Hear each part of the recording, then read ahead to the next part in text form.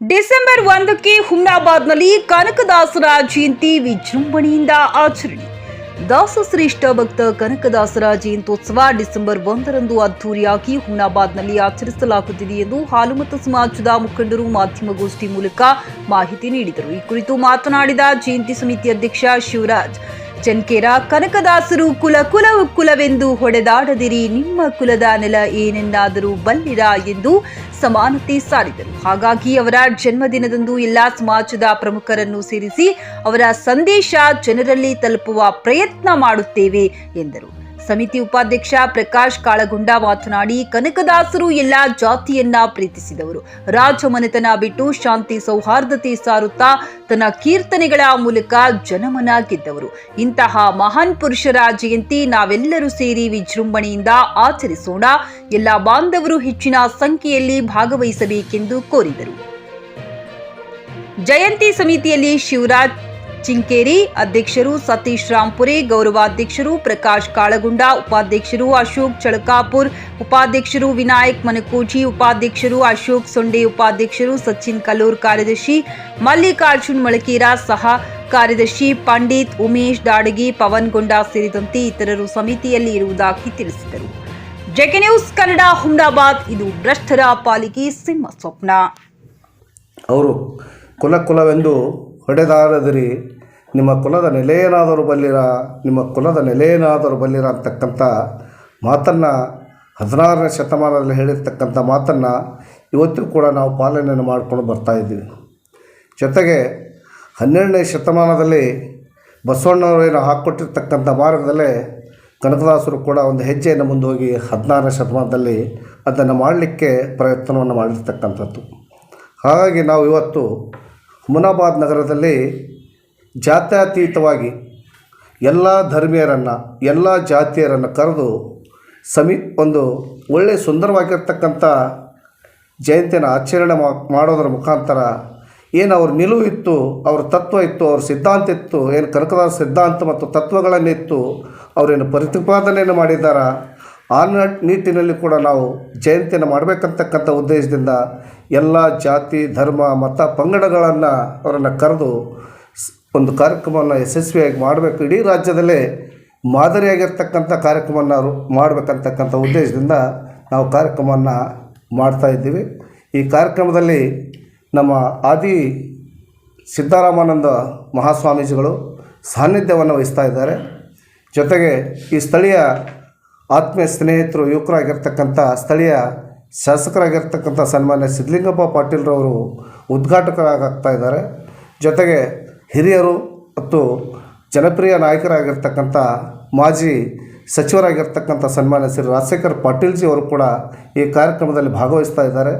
ಜೊತೆಗೆ ಹಿರಿಯರಾಗಿರ್ತಕ್ಕಂಥ ಮಾಜಿ ವಿಧಾನ ಪರಿಷತ್ತಿನ ಸಭಾಪತಿಯಾಗಿರ್ತಕ್ಕಂಥ ಸನ್ಮಾನ್ಯ ಶ್ರೀ ರಘುನಾಥರಾವ್ ಮಲ್ಕಾಪುರರವರು ಮತ್ತು ಮಾಜಿ ಸಚಿವರು, ಸಮಾಜದ ಹಿರಿಯ ಮುಖಂಡರಾಗಿರ್ತಕ್ಕಂಥ ಸನ್ಮಾನ್ಯ ಶ್ರೀ ಬಂಡೆಪ್ಪ ಕಾಶಂಪುರ್ ಅವರು ಮತ್ತು ಸ್ಥಳೀಯವಾಗಿರ್ತಕ್ಕಂಥ ವಿಧಾನ ಪರಿಷತ್ತಿನ ಸದಸ್ಯರಾಗಿರ್ತಕ್ಕಂಥ ಡಾಕ್ಟರ್ ಚಂದ್ರಶೇಖರ್ ಪಾಟೀಲ್ರವರು ಮತ್ತು ಇನ್ನೊಬ್ಬರು ವಿಧಾನ ಪರಿಷತ್ತಿನ ಸದಸ್ಯರಾಗಿರ್ತಕ್ಕಂಥ ಭೀಮರಾವ್ ಪಾಟೀಲ್ಜಿ ಅವರು ಕೂಡ ಈ ಕಾರ್ಯಕ್ರಮದಲ್ಲಿ ಭಾಗವಹಿಸ್ತಾ ಇದ್ದಾರೆ. ಜೊತೆಗೆ ಸ್ಥಳೀಯವಾಗಿರ್ತಕ್ಕಂಥ ಮುಸ್ಲಿಂ ಸಮುದಾಯದ ಮುಖಂಡರು ಆಗಿರ್ತಕ್ಕಂಥ ಚಿಂತಕರಾಗಿರ್ತಕ್ಕಂಥ ಜಮೀಲ್ ಖಾನ್ ಅವರು ಕೂಡ ಈ ಕಾರ್ಯಕ್ರಮದಲ್ಲಿ ಭಾಗವಹಿಸ್ತಾ ಇದ್ದಾರೆ. ಜೊತೆಗೆ ಜಿಲ್ಲೆಯಲ್ಲಿ ಹಿರಿಯ ದಲಿತ ಹೋರಾಟಗಾರರು ಮುಖಂಡರಾಗಿರ್ತಕ್ಕಂಥ ಸನ್ಮಾನ್ಯ ಶ್ರೀ ವೈಜನಾಥರಾವ್ ಸೂರ್ಯವಂಶಿಯವರು ಕೂಡ ಈ ಕಾರ್ಯಕ್ರಮದಲ್ಲಿ ಭಾಗವಹಿಸ್ತಾ ಇದ್ದಾರೆ. ಯಾಕಂದರೆ ಅವರು 90 ಮತ್ತು 91ರಲ್ಲಿ ಈ ಸಮುದಾಯಕ್ಕೆ ನ್ಯಾಯಯುತವಾಗಿರ್ತಕ್ಕಂಥ ಏನು ಗೋಲ್ಡ್ ಸರ್ಟಿಫಿಕೇಟ್ ಇತ್ತು, ಈ ಮೂಲಭೂತವಾಗಿರ್ತಕ್ಕಂಥ ಹಕ್ಕನ್ನು ಕೊಡಿಸ್ಲಿಕ್ಕೆ ಅವರು ಕೂಡ ಅವಿರತವಾಗಿರ್ತಕ್ಕಂಥ ಹೋರಾಟವನ್ನು ಮಾಡಿರ್ತಕ್ಕಂಥ ಸಂದರ್ಭದಲ್ಲಿ ಅವರು ಕೂಡ ನಾವು ಆಹ್ವಾನವನ್ನು ಮಾಡ್ತಾಯಿದ್ದೀವಿ. ಹಾಗಾಗಿ ಇದೊಂದು ಅರ್ಥಗರ್ಭ ಜಾತ್ಯತೀತವಾಗಿ ಎಲ್ಲರನ್ನು ಕರೆದು ಎಲ್ಲರನ್ನ ಪ್ರೀತಿಯನ್ನು ಮಾಡಿ ಕಾರ್ಯಕ್ರಮವನ್ನು ಮಾಡಲಿಕ್ಕೆ ನಾವೆಲ್ಲರೂ ಕೂಡ ಬಯಸ್ತಾ ಇದ್ದೀವಿ.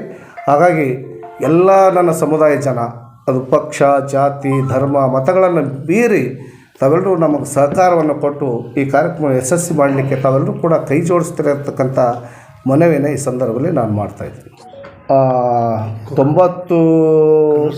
91ರಲ್ಲಿ ಸಾಮಾಜಿಕವಾಗಿ ಸಂಘಟನೆಗೆ DSS, GSS, TMS ಅಂತೇಳಿ ಏನು ಸಾಮಾಜಿಕ ಸಂಘಟನೆ ಇದ್ದು, ಆ ಸಂದರ್ಭದಲ್ಲಿ ಏನು ನಮಗೆ ನ್ಯಾಯಯುತವಾಗಿ ನಮ್ಮ ಕೈ ಜೋಡಿಸಿ ನಮ್ಮ ಜೊತೆಯಲ್ಲಿ ಸಹಕಾರವನ್ನು ಮಾಡಿ ಅವಿರತವನ್ನು ಶ್ರಮವನ್ನು ಪಟ್ಟು ಈ ಸಮಾಜಕ್ಕೆ ನ್ಯಾಯವನ್ನು ಒದಗಿಸ್ಕೊಡ್ಲಿಕ್ಕೆ ಏನು ಪ್ರಯತ್ನವನ್ನು ಮಾಡಿದ್ದಾರೆ ಅಂಥವರನ್ನು ಗುರುತಿಸಿ ಅವರಿಗೊಂದು ಸನ್ಮಾನವನ್ನು ಗೌರವ ಸನ್ಮಾನವನ್ನು ಮಾಡಬೇಕಂತ ಕೂಡ ಒಂದು ಸ್ವಲ್ಪ ಆಲೋಚನೆಯನ್ನು ಮಾಡಿದ್ದೀವಿ. ಪತ್ರಿಕಾ ಬಾಂಧವರಿಗೆ ನನ್ನ ನಮಸ್ಕಾರಗಳು. ಈಗಾಗಲೇ ನಮ್ಮ ಸಮಿತಿಯ ಅಧ್ಯಕ್ಷರಾದಂಥ ಉತ್ಸವ ಸಮಿತಿ ಅಧ್ಯಕ್ಷರಾದ ಶಿವರಾಜ್ ಚಿನ್ಕೇರಿ ಕೂಡ ಈಗಾಗಲೇ ಮಾತಾಡಿದ್ದಾರೆ. ಜೊತೆಯಲ್ಲಿ ನಮ್ಮ ಸಮೀಪದ ಸಂಬಂಧಿಸಿದಂಥ ಅಶೋಕ್ ಜಳಕಪುರಿ ಅವರೇ, ಪಂಡಿತ್ ಅವರೇ, ಎಲ್ಲ ಸಮಾಜದ ಮುಖಂಡಂಥ ಅಶೋಕ್ ಸೊಂಡೆ ಅವರೇ, ವಿನಾಯಕ್ ಮನ್ಕೂಜಿ ಅವರೇ ಅಚ್ಚುಕಟ್ಟಾಗಿ ಅರ್ಥಪೂರ್ಣವಾಗಿ ಒಂದು ಜಯಂತಿ ಮಾಡಬೇಕಂತ ಈಗಾಗಲೇ ಸಮಾಜದ ಮುಖಂಡರು ನಮ್ಮ ಸಮಿತಿ ಎಲ್ಲ ಸದಸ್ಯರು ತೀರ್ಮಾನ ತೊಗೊಂಡಿದ್ದೀವಿ. ಈಗ ಸ್ಥಳೀಯವಾಗಿ ಯಾರ್ಯಾರು ಬರಬೇಕು ಯಾರೆಲ್ಲ ಈಗಲೇ ಶಿವರಾಜ್ ಚಿನ್ಕೇರಿ ಕೂಡ ಹೇಳಿದ್ದಾರೆ. ಹಾಗೆ ಇನ್ನೂ ಒಂದು ಮರ್ತಿದ್ರು, ಇವತ್ತು ಮಾಜಿ ಶಾಸಕರು ಹಿರಿಯರಾದಂಥ ಸುಭಾಷ್ ಕಲ್ಲೂರ್ಜಿ ಸಾಹೇಬ್ರಿಗೆ ಕೂಡ ನಾವು ನಿನ್ನ ಹೋಗೋರಿಗೆ ಮನವಿ ಮಾಡ್ಕೊಂಡಿವಿ. ಅವರು ಕೂಡ ಈ ಕಾರ್ಯಕ್ರಮ ಬರ್ತಾಯಿದ್ದಾರೆ. ದಯವಿಟ್ಟು ತಾವು ಕೂಡ ನಮ್ಮ ಒಂದು ಇದು ಪತ್ರಿಕಾದಲ್ಲಿ ಇವತ್ತೇನು ಮಾತಾಡ್ತಾಯಿದ್ದೀವಿ, ತಾವು ಕೂಡ ಸ್ವಲ್ಪ ಹೆಚ್ಚಿನ ಸಂಖ್ಯೆಯಲ್ಲಿ ಇದು ಪ್ರಚಾರ ಮಾಡಿ ಎಲ್ಲ ಜನರಿಗೆ ಮುಟ್ಟಬೇಕಂತೇಳಿ ತಮ್ಮ ಮುಖಾಂತರ ಇನ್ನೂ ಒಂದೇನಪ್ಪ ಅಂದರೆ ಎಲ್ಲ ನಮ್ಮ ಸಮಾಜ ಮುಖಂಡರಿಗೂ ತಾಲೂಕಿನ ಸಮಸ್ತ ಜನತೆ ಒಂದು ಮನವಿ ಕೈ ಮುಗಿದು ಮಾಡ್ತೀವಿ ಅಂದ್ರೆ 1ನೇ ತಾರೀಕಿಗೆ ಎಲ್ಲರೂ ಹೆಚ್ಚಿನ ಸಂಖ್ಯೆಯಿಂದ ಹಳ್ಳಿಯಿಂದ ಪಟ್ಟಣದವರೆಗೂ ಜನ ಬಂದು ಒಂದು ಕನಕದಾಸ ಜಯಂತಿಯಲ್ಲಿ ಬಂದು ಒಂದು ಕನಕದಾಸರ ಬಗ್ಗೆ ತಿಳ್ಕೋಬೇಕು. ಹಾಗಾಗಿ ತಾವು ಕೂಡ ಅವತ್ತು ಬನ್ನಿ. ತಮ್ಮ ಕೂಡ ನಾನೊಂದು ಮನವಿ ಮಾಡಿ 2 ಮಾತು ವಿರಾಮ ಮಾಡ್ತೀನಿ. ಜೈ ಹಿಂದ್. ಗ್ರಾಹಕರ ಸ್ಯಾಟಿಸ್ಫ್ಯಾಕ್ಷನ್ ನಲ್ಲಿ ನಂಬರ್ 1 ತೃಪ್ತಿದಾಯಕ ಶೋರೂಮ್ ನಿಮ್ಮ ಎಸ್ಪಿ ಟಿವಿಎಸ್ ಶೋರೂಮ್ ನಿಮಗಾಗಿ ತಂದಿದೆ ಹೊಸ ಮಾಡೆಲ್ಗಳ ಹೊಸ ಬೈಕ್ಗಳು. ರೈತರಿಗಾಗಿ ಅನುಕೂಲವಾಗಿರುವ ಸೂಪರ್ ಎಕ್ಸೆಲ್ ಕೂಡ ಲಭ್ಯ. ಹಾಗಿದ್ರೆ ಹಿಂದೆ ಭೇಟಿ ನೀಡಿ ಎಸ್ಪಿ ಟಿವಿಎಸ್ ಶೋರೂಮ್ ಮಾಲೀಕರು ಲೋಕೇಶ್ ಆರ್ಜಿ. ಹೆಚ್ಚಿನ ಮಾಹಿತಿಗಾಗಿ ಸಂಪರ್ಕಿಸಿ 8494951009.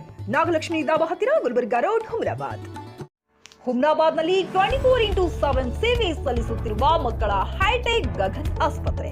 ಬೀದರ್ ಜಿಲ್ಲೆಯ ಜನರಿಗೆ ಈಗ ತಮ್ಮ ಮಕ್ಕಳ ಆರೋಗ್ಯದ ಬಗ್ಗೆ ಚಿಂತೆ ಬೇಡ. ನಿಮ್ಮ ಜಿಲ್ಲೆಯ ಹುಮ್ನಾಬಾದ್ನ ಗಗನ್ ಆಸ್ಪತ್ರೆ ನೋಡಲು ಸುಂದರವಾದ ಕಟ್ಟಡ ಅಷ್ಟೇ ಅಲ್ಲದೆ ಮಕ್ಕಳಿಗೆ ತರಹದ ಆಟದ ಮನರಂಜನೆ ಜೊತೆಗೆ ಅತ್ಯುತ್ತಮ ಚಿಕಿತ್ಸೆ ನೀಡಲಾಗುತ್ತದೆ. ಇಲ್ಲಿ NICU 10 ಬೆಡ್ಸ್, PICU 6 ಬೆಡ್ಸ್, ಡಿಪ್ಯಾಕ್, ವೆಂಟಿಲೇಟರ್ ಸೇರಿದಂತೆ ವಿವಿಧ ಮುಖ್ಯ ಸೇವೆಗಳು ಕೂಡ ಲಭ್ಯ ಇದೆ.